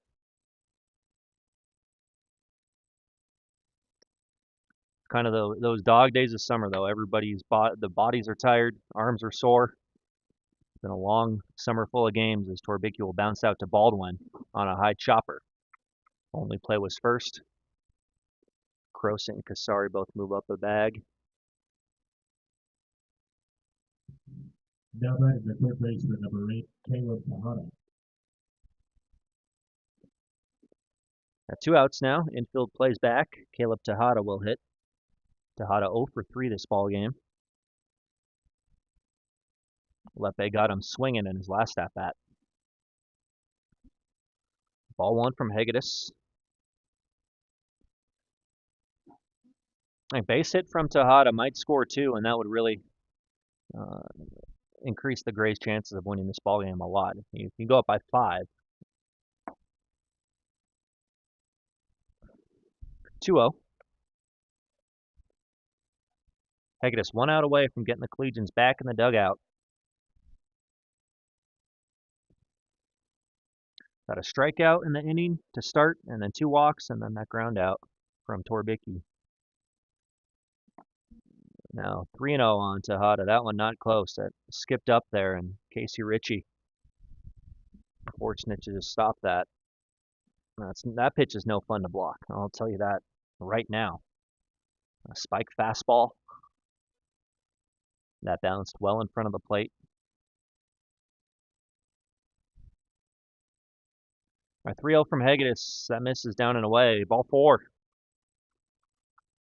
Third walk of the inning, and now they're loaded up for Scotty Thompson. Now batting left field, number 14, Scotty Thompson. So Hegedus has battled some control issues here in the 7th, but can still get out of it with no runs allowed if he can get Thompson. Thompson today, a RBI single and 2 strikeouts. Hegedus misses outside.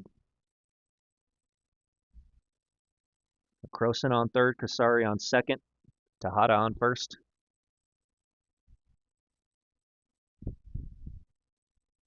1-0 on Thompson. Here's the pitch. Low. Nowhere to put him now.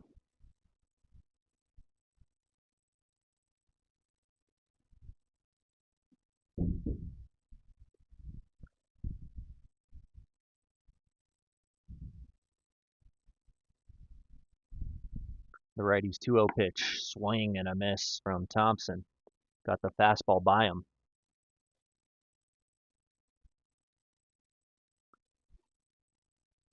Thompson, a long, lanky player with good speed. Stands tall at 6'3" and runs well. Pitch from Hegedus is in the dirt. Ritchie saying, hey man, give me a break back here. So 3-1. Got to come with the strike here.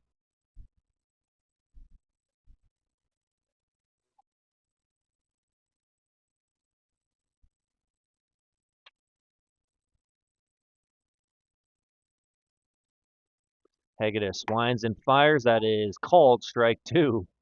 Generous outside corner there. And now you got a big pitch coming up.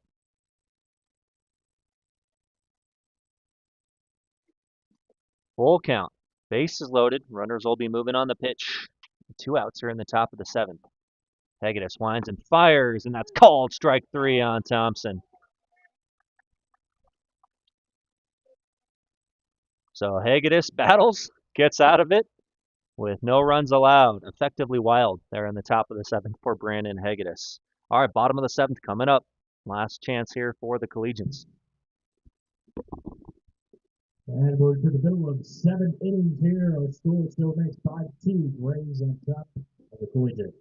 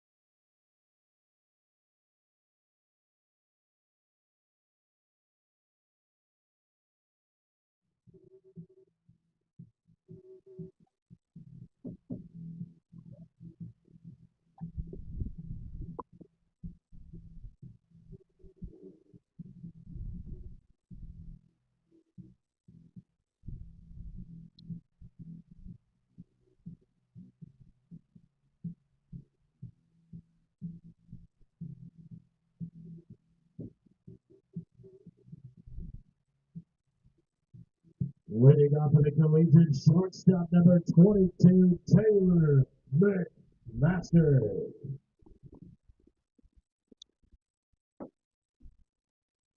Bottom 7 here at Nate Ernie Field. Taylor McMaster will lead it off 2-3-4 to face Wyatt Buckley. Could be the last licks for Diamond Club. And need three runs to tie, 4 runs to win it. McMaster 0 for 3 with 3 flyouts to the outfield. As Buckley misses in the dirt. Well, McMaster and then Casey Ritchie's on deck and Mac Dossie in the hole. Ritchie had an RBI single his last time. So I'm hoping McMaster can get on in front of him. Yeah, Buckley kind of all over the place to start this inning. But you overcompensated on that one.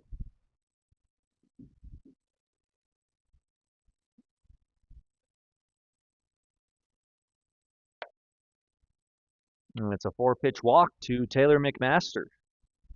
That's the start the Collegians wanted. Base runner on. And then you got the middle of the order coming right up. Now batting the catcher, number 18, Casey Ritchie. And here's Ritchie. Drove in Baldwin with that single last time. 1 for 3.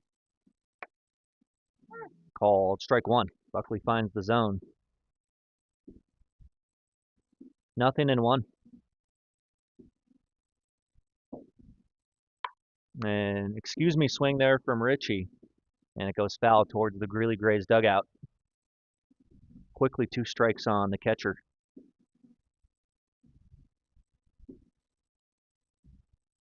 And pretty quick game we got going, I think, right before 5 p.m. Bottom of the 7th right now, and called strike 3. Buckley strikes out Ritchie on 3 pitches. First out here in the 7th.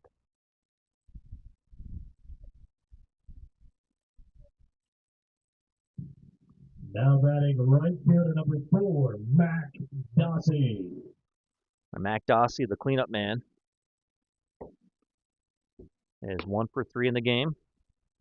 Ground ball to third, single, and a ground ball to shortstop.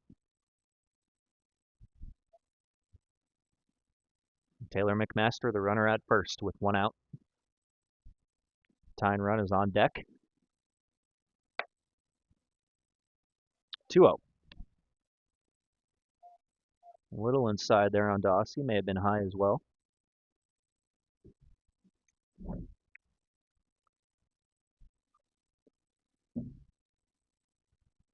Hitters count. The pitch. Dossie fouls it back. Got the pitch he wanted there in the middle of the plate. Fouls it away.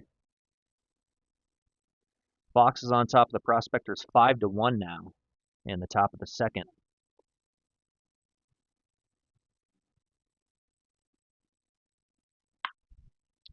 Towards short. Glove there. They get the out at second. Throw on to first is wide, and Dossie will be safe at first. But a fielder's choice. Good glove up the middle by Cole Croson on a hard hit ball. Stabbed it. Got the flip to second.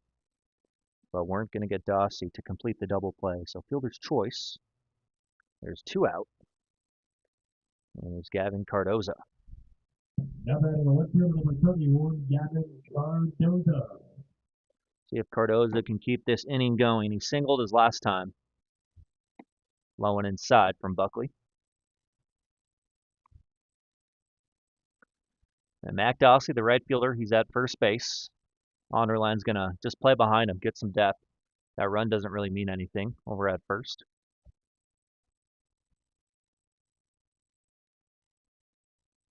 A huge lead for Dossie. And that's going to get to the backstop. Skips away from Brennan Taylor. Dossie to second. And a 2-0 count here on Gavin Cardoza.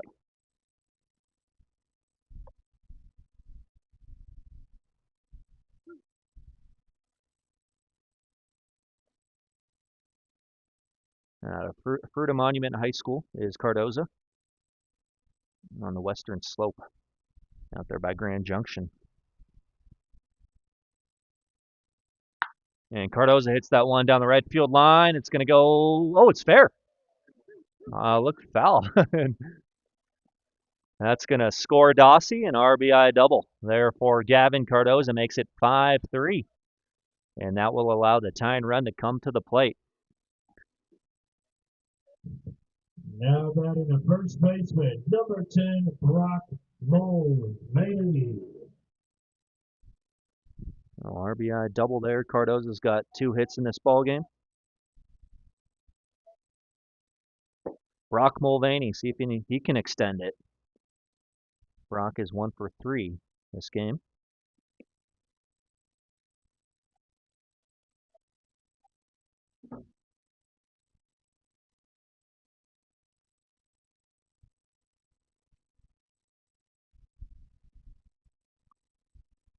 Buckley sets.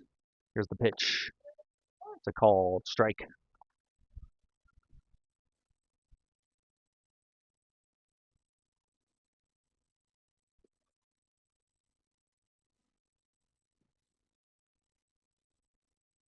(10-7) to score in the first game.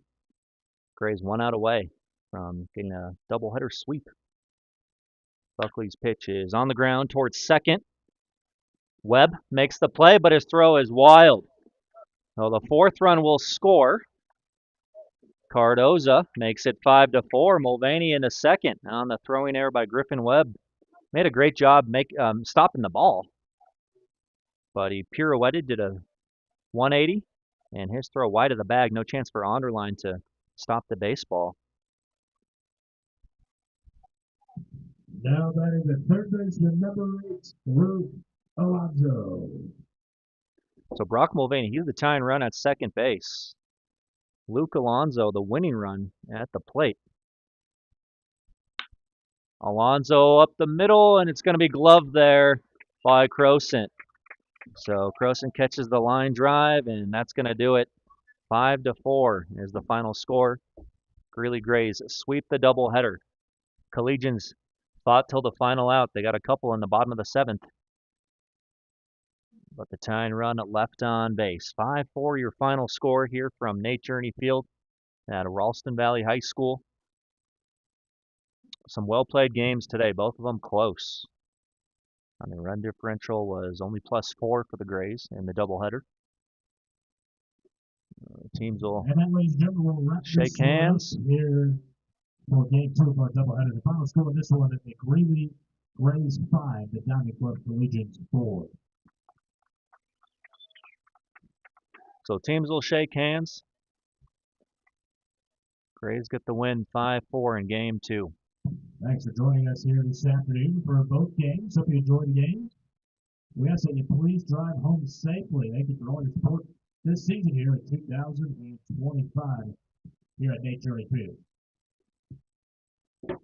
All right, that's going to about wrap up our coverage here on the Front Range League Baseball Network on YouTube. Thanks for being with us today. Hope you guys enjoyed the ball games. I had a lot of fun calling them. And yeah, 5-4 your final score in game 2. I'm Alex Becker. Thanks for being with us, and hope to see you next time on the Front Range League Baseball Network.